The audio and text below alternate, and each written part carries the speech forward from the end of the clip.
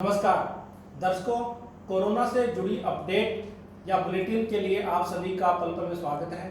और इस चर्चा में हमारे साथ है पल पल के प्रधान संपादक श्री सुरेंद्र भाटिया जी। नमस्कार जी। सर, कोरोना महामारी का जो संकट पूरे विश्व में छाया हुआ है उसमें हर कोई प्रभावित है।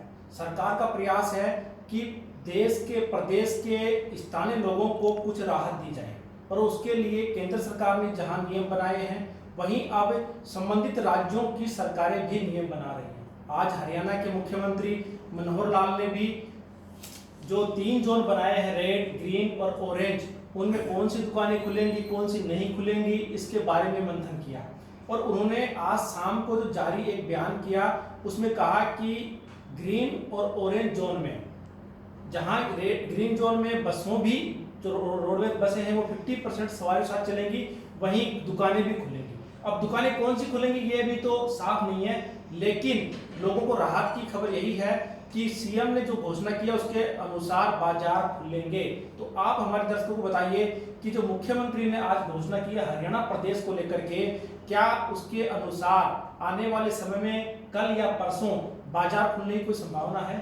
ऐसा कमल जी, ये राष्ट्रीय आपदा के समय भारत का गृह मंत्रालय सभी चीफ जो सेक्रेटरी होते हैं उनको एक निर्देश जारी करता है और वो जिलों को निर्देश जारी करेंगे। आज हरियाणा सरकार की ओर से मुख्यमंत्री ने आज 2 बार टीवी पे आकर जो बयान जारी किया है, अगर उस पे सभी जिला जो अधिकारी हैं उसके अनुसार चलते हैं तो हरियाणा में 7 बजे तक, जैसे सामान्य रूप से 9-10 बजे दुकानें खुलती हैं और शाम को 7 बजे तक सभी प्रकार की दुकानें खुलेंगी। लेकिन इसको हम अर्ध सत्य कहेंगे क्योंकि हर जिला मजिस्ट्रेट वो इसे अपने अनुसार, अपनी परिस्थितियों के अनुसार उसे वो आज़ादी है राष्ट्रीय आपदा के समय, वो अगर ये देखेगा भी वहाँ पे कोई सोशल डिस्टेंसिंग का लोग जैसे हैं कम पालन करते हैं, भीड़ भाड़ ज़्यादा होती है, तो वो दुकानों का समय कम भी कर सकता है, कुछ दुकानों को क्रमवार भी कर सकते हैं। इस पे प्रशासन मंथन कर रहा है। लेकिन मुख्यमंत्री जी की ओर से आज जो बयान जारी किया गया है उसमें स्पष्ट रूप से ये कहा गया है कि ग्रीन जोन में हरियाणा परिवहन की बसें सवारियों की कुल क्षमता का 50% के साथ चलने की अनुमति दी जाएगी।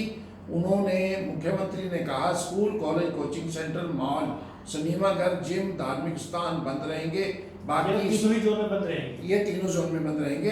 बाकी सब बाजार, दुकानें खोली जाएंगी।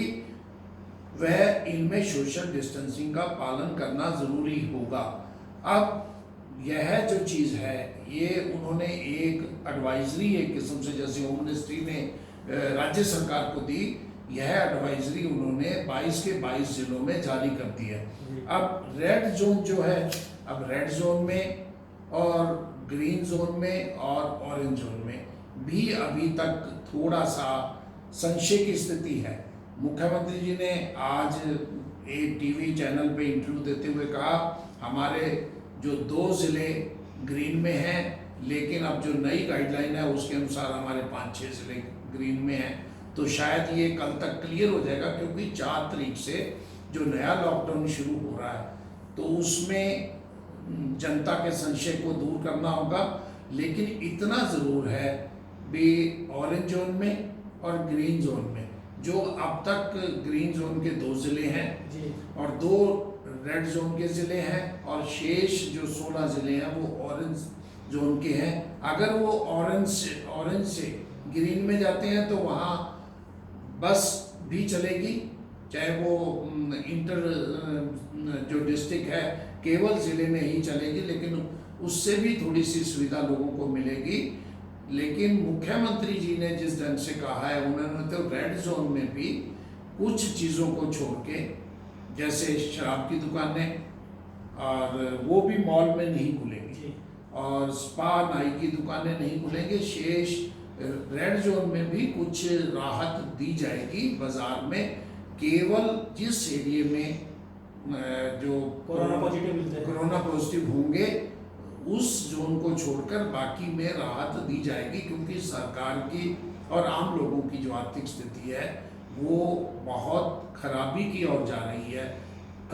कल भी मुख्यमंत्री जी ने एक बयान जारी किया, उसमें कहा कि प्रदेश के 14 जिलों के अंदर अगर औद्योगिक इकाइयों को चलाने के लिए ऑनलाइन अनुमति दी जाएगी, उसमें जो श्रमिक हैं, मजदूर हैं, उनकी संख्या अलग अलग थी कि 10 से 15 तक होंगे तो ये कंडीशन होगी, अगर 20 से ऊपर हैं तो उनका 50% स्टाफ रखना पड़ेगा, और यदि 50 से ऊपर हैं तो उनका 33 जो स्टाफ को रखना पड़ेगा। तो क्या माने कि 14 जिले जिनको मुख्यमंत्री साहब ने बताया कि इन जिलों में औद्योगिक क्षेत्र के जो इकाइयां शुरू होंगी, क्या माने कि 14 जिलों में कल से या परसों से इस तरह की सुविधाएं मिल जाएंगी?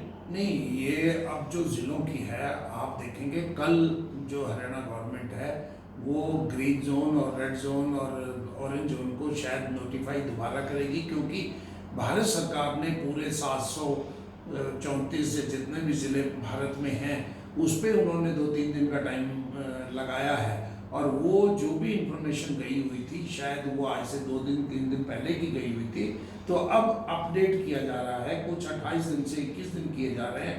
कल मुख्यमंत्री जी ने 14 ज़िले बताए थे, लेकिन आज ऑरेंज जोन में जो ज़िले हैं वो ज़िले हैं 18 ज़िले जी, क्योंकि 2 और 2 छोड़कर, 2 रेड जोन में 2 ग्रीन जोन में छोड़ के, तो ऐसे में 14 की बजाय शायद 18 ज़िलों में ही औद्योगिक गतिविधियाँ आरंभ होंगी। लेकिन श्रमिक है नहीं है, एक शर्त ये भी है भी वो श्रमिक उसमें अंदर ही रहते हो या आसपास के क्षेत्र में रहते हो, आवागमन उनका बंद रहेगा। तो ऐसा आर्थिक गतिविधियां 4 तारीख से आरंभ होंगी, लेकिन इसे सामान्य होने में शायद कुछ समय लगेगा। सर एक और सवाल कि जिस तरह से हरियाणा के मुख्यमंत्री साहब ने बताया कि वो जो आर्थिक गतिविधि के साथ में लोगों की सुविधाएं के लिए दुकानें खोलने का फरमान जारी कर रहे हैं, लेकिन हरियाणा की बात करें तो आज कोरोना पॉजिटिव मरीजों की संख्या बढ़कर के 380 हो गई है। आज भी 18 नए केस आए हैं, जिसमें गुरुग्राम में 6 और झज्जर में अकेले में 12 केस मिले हैं, एक यमुनानगर जिले में से मिला है। तो मरीजों की संख्या बढ़ रही है, इधर छूट की बात भी हो रही है, तो क्या लगता है कि अगर जैसे ग्रीन जोन, रेड जोन और ऑरेंज जोन है, तो कुछ जिले जो आज ऑरेंज जोन में हैं वो रेड जोन में जा सकते हैं, तो क्या माने कि जो सीएम साहब कह रहे हैं ये बातें लागू होंगी या जिला प्रशासन की तरफ से क्या लोगों को सुविधाएं नहीं मिल पाएंगी? नहीं, ऐसा है कमल जी, ये जो लॉकडाउन लगा था, लॉकडाउन का सबसे मुख्य कारण यह था सोशल डिस्टेंसिंग के साथ साथ लोगों को घरों में बंद रखकर सुविधाओं को बढ़ाया जाए। जैसे कि हो सकता है लॉकडाउन आरंभ होने से पहले और जनता कर्फ्यू होने से पहले हमारे पास जो कोविड के जो हॉस्पिटल थे उनकी संख्या ना के बराबर थी, और अब एक किस्म से अभी जैसे दिल्ली के मुख्यमंत्री जी आज बता रहे थे, हमारे यहाँ पे अभी तक उनके शायद 4000 या केस हैं, और लेकिन उनके पास 40,000 लोगों को, अगर 40,000 पेशेंट भी आ जाते हैं तो सुविधा है। अब जब सभी सरकारों ने सुविधाएं बढ़ा ली हैं तो उनको आर्थिक गतिविधियों के साथ साथ कोरोना के पेशेंट अगर बढ़ते भी हैं तो भी आर्थिक गतिविधियां चलाना एक मजबूरी है। जब तक बहुत बड़ी आपदा ना आ जाए, बहुत बड़ी संख्या ना आ जाए, तो शायद दोबारा लॉकडाउन ना लगे, लेकिन हमें सोशल डिस्टेंसिंग और सरकार के निर्देशों का पालन करना होगा ताकि हम आर्थिक रूप से गतिविधियां भी चलाएं और कोरोना से भी बचें। सर जानकारी देने में धन्यवाद आपका। तो दर्शकों, आपसे भी हमारी अपील है कि आप अपने घरों में रहें, जरूरी काम हो तो ही घर से बाहर निकलें, आप भी सुरक्षित रहें और दूसरों को भी सुरक्षित बनाएं। जय हिंद, जय भारत। नमस्कार।